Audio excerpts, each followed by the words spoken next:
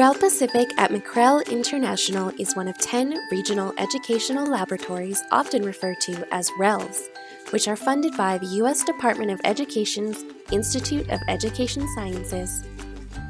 Developmental mathematics education presents a serious challenge for college and career readiness and student success.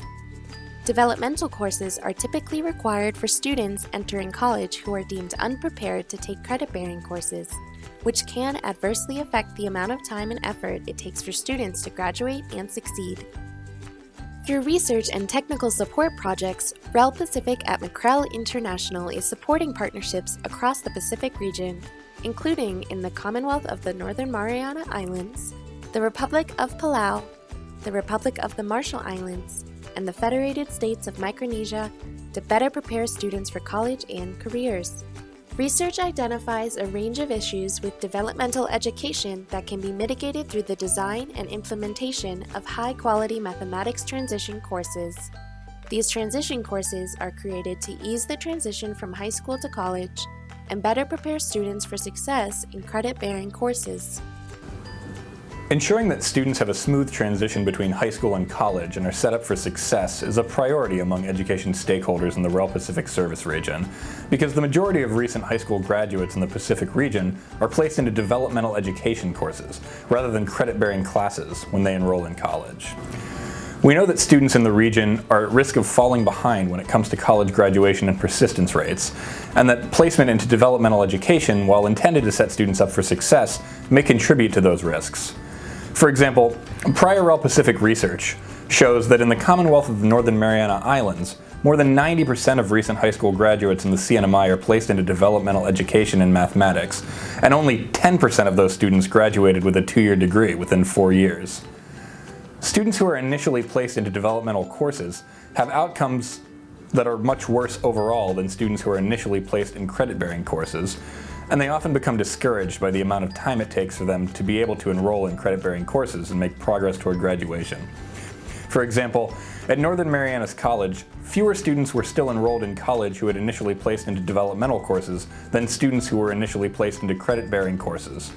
And the time it takes students to graduate can be affected by course placement. For example, fewer students who were placed into developmental courses graduated within 8 semesters than students who were initially placed into credit-bearing courses. It's also more difficult for students to advance to credit-bearing courses once placed into developmental courses, because developmental course sequences can be long and complex. When students fail their first developmental course, they're required to repeat the course, pass it, and pass any higher-level developmental courses in their assigned sequence before they can advance to the credit-bearing courses. Research indicates that long sequence of developmental courses may contribute to student dropout. In addition, the content of developmental math courses also frequently presents issues due to its lack of connection and relevance to students' interests, experiences, and everyday life, and implements activities that focus on procedural knowledge and skill repetition, rather than conceptual understanding and sense-making. Transition courses are put into place to mitigate these effects. Our college and career readiness and success partnerships are working to better prepare students for success in college and beyond through the alignment of the K-12 system with college and the workforce, and through the use of research results, data, and best practices to guide policy and practice. Members of our partnerships include local stakeholders, education leaders, and state educational agencies, all working together towards a common goal. To support our partnerships in the design and implementation of these courses, we provide ongoing trainings and coaching sessions. We work with our partnerships to use evidence-based research to inform the design process as they construct and roll out their transition courses. Partnership members work in teams, which include a course design team, an instructional support team, and an implementation team. After working separately in their designated teams, our partners then come together during training sessions to discuss and collaborate on the course design and instructional strategies, and eventually implement the courses. Throughout this process of designing a transition course, it's also important for our partnership members to consider influencing factors that may help students to develop the necessary skills and knowledge to enroll in credit-bearing math courses and succeed in college. There are several characteristics of both students and education institutions that research suggests may help students in their transition from high school to college, including motivation and persistence, a sense of belonging, a sense of relevancy and preparedness, a growth mindset, a positive attitude, and consistent support. We draw on a range of research and approaches for our transition course work, including the improvement science approach taken in the design of Carnegie Math Pathways, the National Research Council's 5 Elements of Mathematical Proficiency, and the National Council of Teachers of Mathematics' Effective Mathematics Teaching Practices, along with other evidence-based research on practices that support students in learning and understanding mathematics. Developmental math education is often taught in a way that does not draw on the research-based materials or practices that have been shown to support student learning, instead following practices that research suggests are less effective, such as the knowledge transmission model, which is described as a teacher-centered approach to instruction that simply transmits knowledge from the teacher to the students, instead of implementing a more collaborative approach that is student-centered. The improvement science approach, as seen in the design of Carnegie Math Pathways, is defined as an iterative, focused learning journey in which stakeholders use specific tools and processes to address critical problems of practice. In the case of this work, preparing students to succeed in college-level math coursework. There are 6 core principles of improvement science. Make the work problem-specific and user-centered. Variation in student performance is the core problem to address. See the system that produces the current outcomes. We cannot approve at scale what we cannot measure. Anchor practice improvement in disciplined inquiry. And accelerate improvements through networked communities.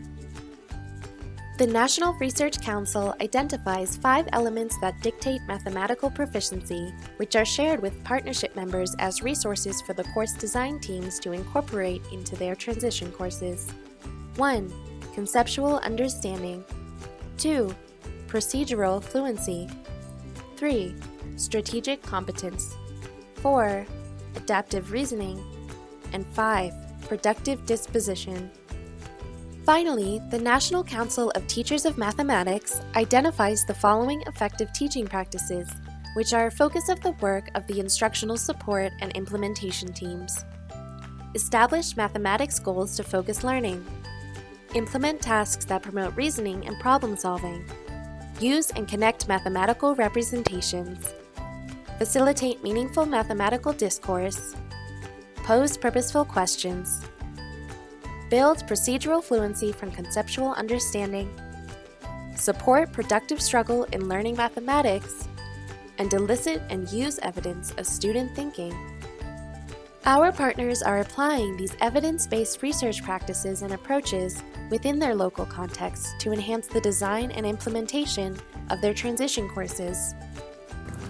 Our overall goal for this work is supporting education stakeholders in our jurisdictions to identify the needs of their students and systems, so that more students enter college prepared to take credit-bearing courses and are ready for future academic and career success.